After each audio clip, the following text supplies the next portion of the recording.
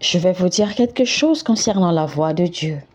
Savez-vous que Dieu ne s'exprime pas en votre langue locale, par exemple l'anglais ou le français ou l'allemand ou l'espagnol, etc. Le langage de Dieu, c'est la lumière. Je vais vous prouver ce que je suis en train de dire de façon scientifique ou de façon technique. Quand vous voulez envoyer des messages, par exemple, à quelqu'un à l'autre bout d'une ligne, qu'est-ce que vous faites? Vous prenez votre téléphone, vous composez le test et vous envoyez. Mais quand vous envoyez le test, est-ce que vous voyez encore le test dans son parcours pour aboutir au destinataire? Non. Que s'est-il passé alors? Ce que vous ne savez pas, c'est que ce message en réalité a traversé le règne spirituel pour aboutir au destinataire. Et c'est ce que nous appelons la science aujourd'hui. Nous vivons dans un monde spirituel. Nous vivons dans le monde de l'esprit et nous l'appelons science aujourd'hui. Parce que de la même façon qu'il n'y a pas de distance, il n'y a pas de temps dans l'esprit, eh bien, pas à travers les réseaux, il n'y a pas de distance, il n'y a pas de temps. C'est pour cela quand vous envoyez un message de votre pays, par exemple, ou de votre localité, le message va atterrir directement à Londres. Le message va atterrir à l'autre bout du monde sans que vous ne puissiez le voir. Il faut de la perception dans l'esprit parce que plusieurs fois, quand Dieu essaie de nous parler, le manque de la parole dans notre esprit nous empêche de comprendre le message qu'il essaie de nous passer. Et le manque de sa parole dans notre esprit empêche également la manifestation de sa lumière. Et c'est pour cela aussi que la plupart des temps, les gens reçoivent des révélations à moitié, les gens reçoivent des messages de Dieu, mais à moitié. Les gens ne reçoivent que des phrases ou que des fresques parfois. Et c'est pour cela que parfois, pour que Dieu puisse passer son message proprement, parce que vous n'avez pas suffisamment la parole en vous pour capter aisément le message que sa lumière essaie de vous transférer, Dieu, dans sa miséricorde, va alors vous envoyer des images ou utiliser parfois le visage, la face de personnes que vous connaissez, ou va utiliser des choses, des éléments que vous connaissez, juste pour vous faire passer le message, pour que vous puissiez comprendre ce qu'il essaie de faire passer. L'homme spirituel doit être capable d'interagir avec le règne de l'esprit. Quand vous arrivez à comprendre les perceptions spirituelles, ce sera alors votre clé pour être loin du danger. Plusieurs fois, des gens sont attaqués, les gens tombent malades parce qu'ils essaient de guérir d'autres malades.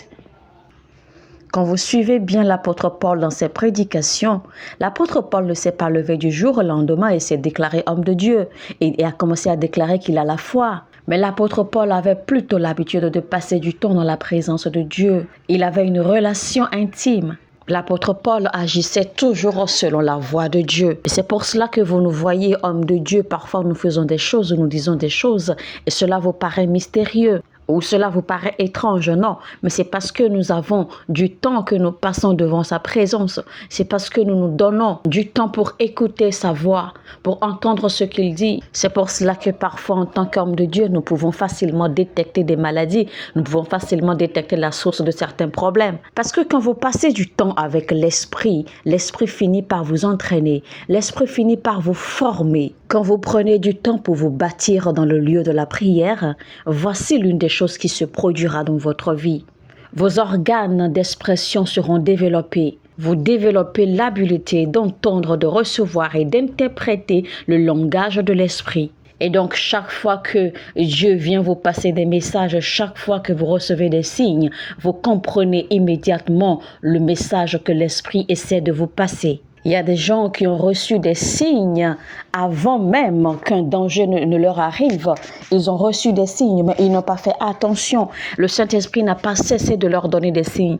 Le Saint-Esprit n'a pas cessé de les avertir. Le Saint-Esprit n'a pas cessé de les titiller parce qu'ils n'ont pas été capables de comprendre les signes, les mouvements, les sursauts de l'esprit. Ils n'ont pas pu échapper. Plusieurs fois, vous êtes peut-être assis dans votre véhicule et le Saint-Esprit commence à communiquer avec vous. Le Saint-Esprit commence à essayer de vous passer des messages. Il cherche à parler, il cherche à s'exprimer, il cherche à communiquer, il cherche à interagir avec vous. Vous savez, quand vous arriverez à comprendre ces choses, quand vous arriverez à comprendre les mouvements, les signes de l'Esprit, vous allez régner sur cette terre. Donc quand vous priez, le temps que vous passez dans la prière, votre esprit s'élève, votre esprit s'aiguise, votre esprit se fortifie, votre esprit se développe. Dans le système scientifique, que se passe-t-il avec l'eau quand l'eau rencontre de l'énergie? L'eau se transforme en glace, de la glace, elle se transforme en vapeur et de la vapeur, elle revient encore à l'état d'eau. C'est ce qui se passe, d'accord, dans votre esprit. Parce que ce changement que subit l'eau, votre esprit subit également ce changement graduel quand vous passez du temps dans la présence de Dieu, quand vous passez du temps dans la prière. Quand vous commencez à glaner, quand vous commencez à rassembler de l'énergie dans le lieu de la prière, il y aura forcément de l'accumulation de changements. Il y aura un changement qui sera impacté à votre esprit. Et vous continuez à grandir, vous continuez à monter dans la présence de Dieu, sur la montagne sainte de Dieu. Et quand vous permettez que le Saint-Esprit vous entraîne de façon efficiente, quand vous vous retrouverez devant une liste d'emplois que l'on vous propose, vous saurez immédiatement lequel choisir. Parce que chaque fois que vous élevez vos mains, chaque fois que vous allez sur vos genoux pour prier, le Saint-Esprit vous entraîne, le Saint-Esprit vous guide, il vous oriente. Sachez que c'est ce qui se passe dans le monde de la secte. C'est ce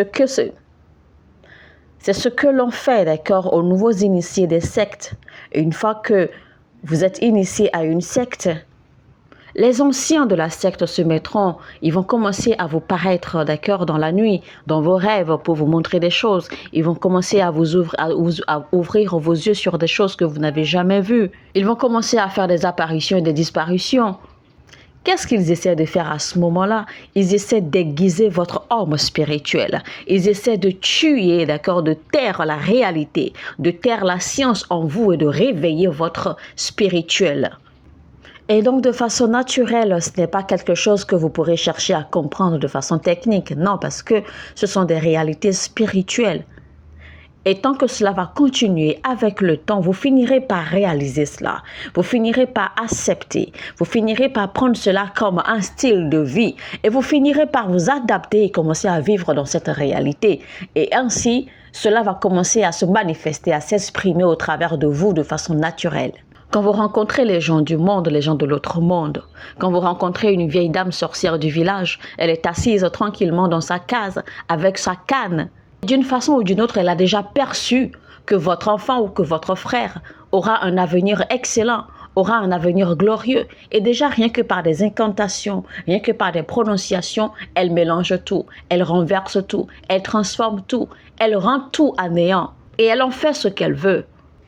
Et depuis sa petite case, avec sa vieille peau, elle va ouvrir la bouche et lever la voix et crier et déclarer et ordonner dans le règne de l'esprit que vous qui êtes en Amérique, que vous rentrez rapidement au village pour mourir, pour pourrir. Vous aussi comme un robot, comme une poupée téléguidée, inconsciemment, vous ramassez vos clics et claques sans aucune raison. Vous quittez l'Amérique et vous rentrez au pays sans aucune raison. Vous abandonnez votre vie, vous abandonnez votre destin, vous abandonnez vos affaires, vos contrats, votre famille, toute votre vie, vous laissez tomber et vous vous retrouvez soudainement au village sans pouvoir l'expliquer, sans pouvoir expliquer à quelqu'un ce qui s'est passé.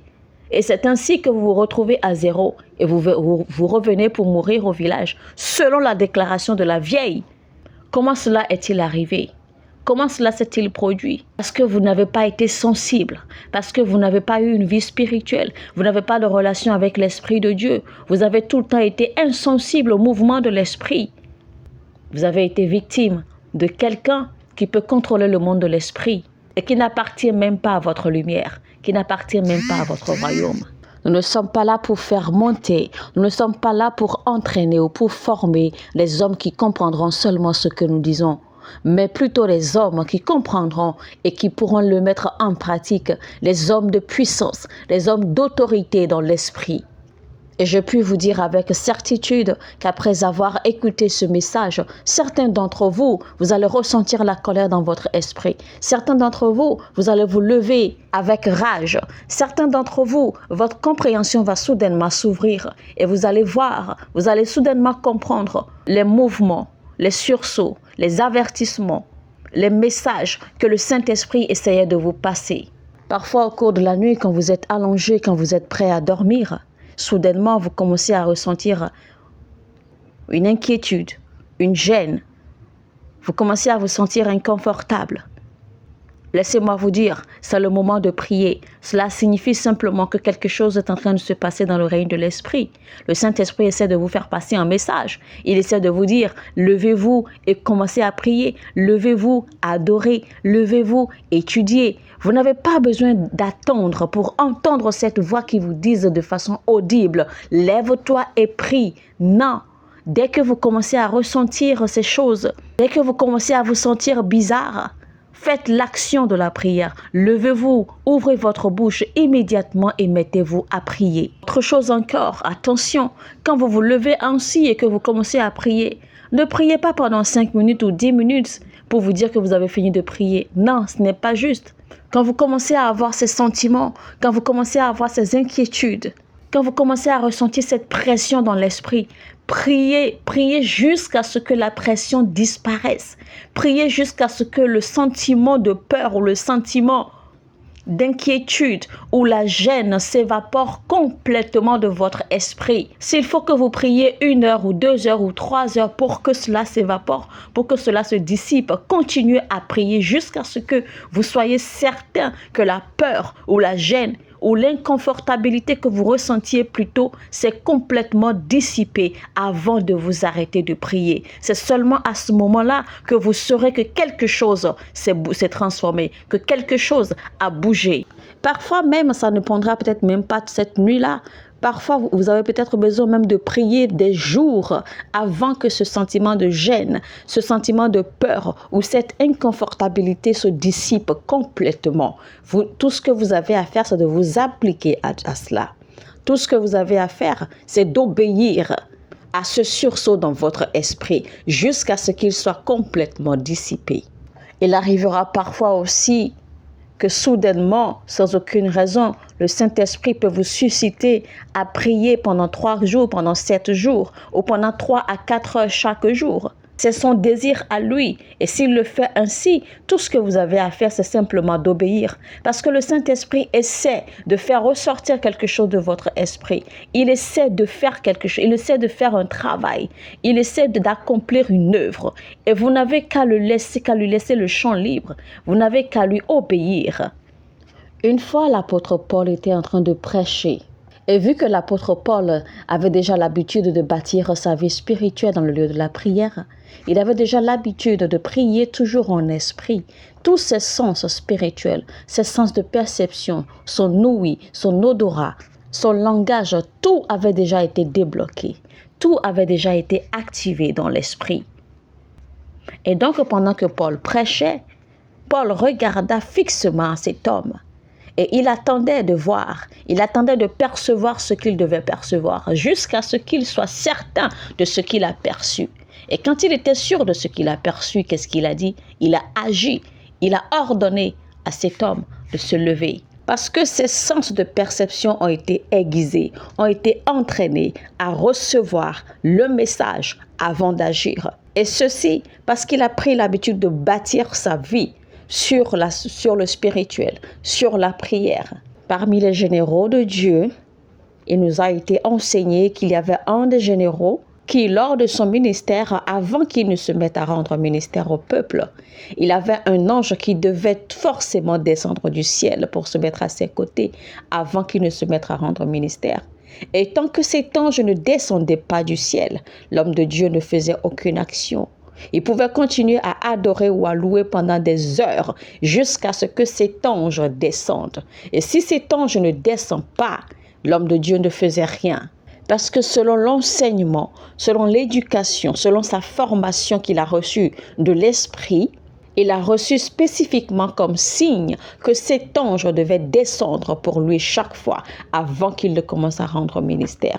Et donc c'était son symbole à lui, c'était sa relation, c'était le symbole de sa relation, c'était le symbole de la façon de l'expression de Dieu à lui dans son ministère, dans son appel, dans sa vie avant qu'il ne fasse quoi que ce soit.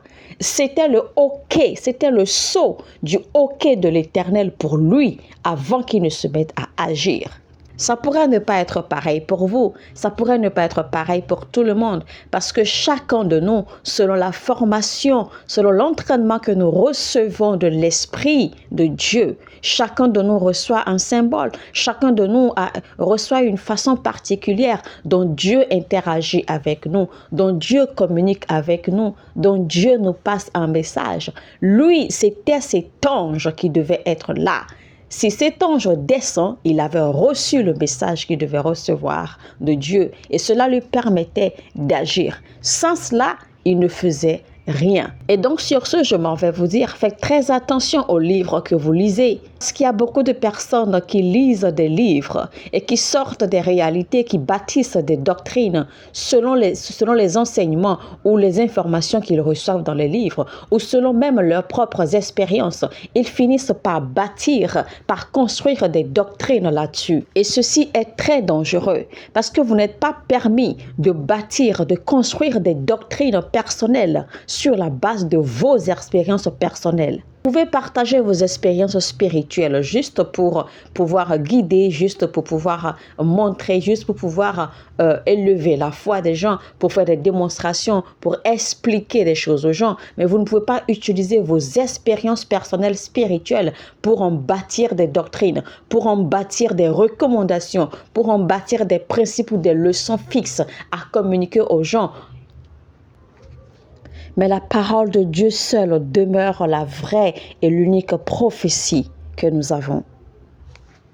Et si vous étudiez bien votre Bible, vous allez vous rendre compte que tous les prophètes de Dieu, il y avait une façon particulière dont chacun d'eux fonctionnait selon la relation qu'ils avaient avec Dieu, selon la façon dont Dieu leur passait le message, selon la façon dont Dieu communiquait avec eux. Chacun des prophètes évoluait dans des dimensions différentes, dans des fréquences différentes, dans des manifestations différentes et dans des façons de faire différentes également. Et tout ceci sur la base des perceptions personnelles qu'ils ont eues ou qu'ils ont développées avec l'Esprit de Dieu.